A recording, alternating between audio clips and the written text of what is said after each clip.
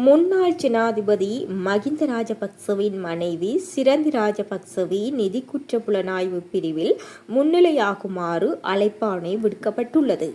திருமதி சிரந்தி ராஜபக்சவுக்கு இன்று காலை 9 மணிக்கு போலீஸ் நிதி குற்ற பிரிவில் முன்னிலையாகி வாக்குமூலம் அளிக்குமாறு கடந்த வெள்ளிக்கிழமை அறிவிக்கப்பட்டதாக தெரிவிக்கப்படுகிறது.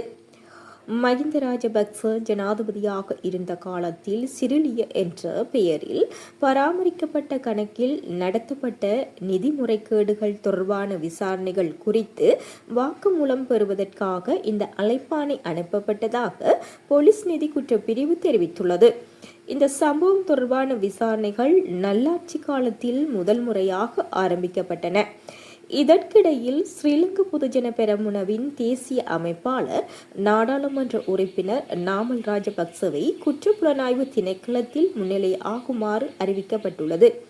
நாடாளுமன்ற உறுப்பினர் நாமல் ராஜபக்ச இந்தியாவிற்கு விஜயம் மேற்கொண்டிருந்த வேளையில் நேற்று காலை இந்த அறிவிப்பு வெளியிடப்பட்டதாக இலங்கை பொதுஜன பெரமுனவின் பொதுச் செயலாளர் சாகர காரியவசம் தெரிவித்துள்ளார்.